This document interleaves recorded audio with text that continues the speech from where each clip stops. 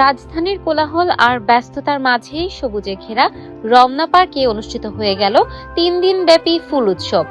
গণপূর্ত অধিদপ্তরের উদ্যোগে আয়োজিত এই উৎসব নগরবাসীর জন্য হয়ে উঠেছিল প্রকৃতির সঙ্গে সময় কাটানোর এক ব্যতিক্রমী সুযোগ। সর্বসাধারণের জন্য উন্মুক্ত ছিল আয়োজনটি। সকাল থেকেই রমনা পার্কে ফুলপ্রেমী দর্শনার্থীদের ভিড় ছিল লক্ষণীয়। পরিবার পরিজন বন্ধুদের সঙ্গে নিয়ে অনেকেই ছুটে আসেন ফুলের সৌন্দর্য উপভোগ করতে। উৎসবে স্থান পায় দেশি ও বিদেশি মিলিয়ে নানা প্রজাতির ফুল। গোলাপ, গাঁদা, রজনীগন্ধা, জারবেরা, অর্কিড সহ 28 ধরনের রং ও জাতের ফুলে সাজানো হয় পুরো উৎসব এলাকা। পাশাপাশি ছিল বিভিন্ন প্রজাতির ফুলের গাছ ও শৌখিন উদ্ভিদ। রঙিন ফুলের সৌন্দর্য আর সুবাসে পুরো পার্ক জুড়ে তৈরি হয় উৎসব মুখর পরিবেশ। খুবই ভালো। আমরা তো ফুল টুল এভাবে আশাই করি না, কারণ যেখানে আমাদের শহরে গাছ লাগানোর যেই প্রোগ্রাম করা হয় সেগুলোতেও আমরা পার্টিসিপেট করতে পারি না।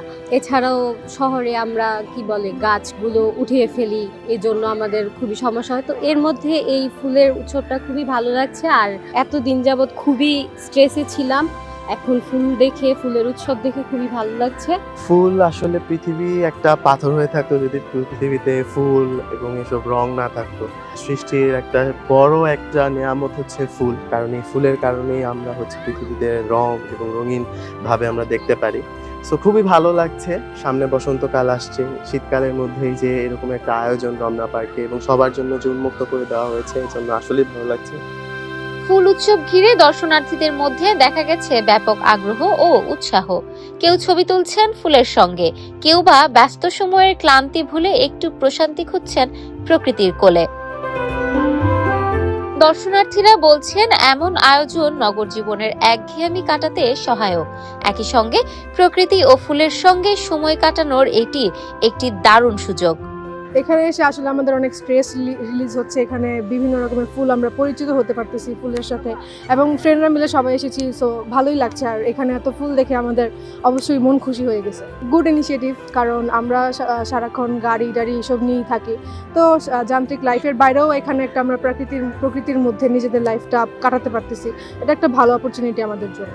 অনেক বছরের মধ্যে দেখলাম প্রথম।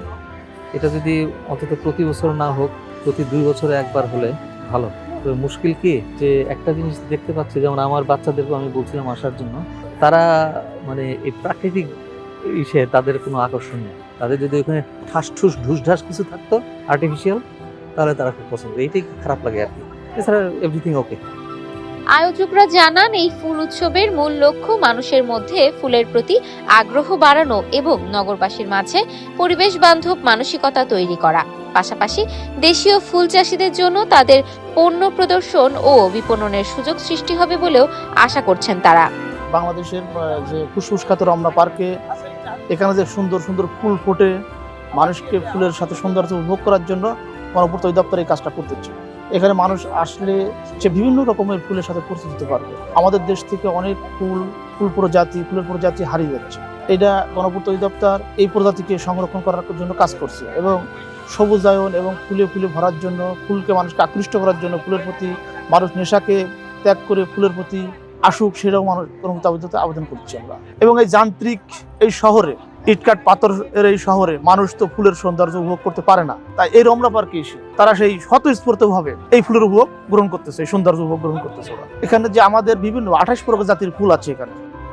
এই ফুল উৎসবের মধ্য দিয়েই যান্ত্রিক নগরবাসীকে পরিবেশ বান্ধব নগর জীবনের বার্তা দিল আয়োজকরা।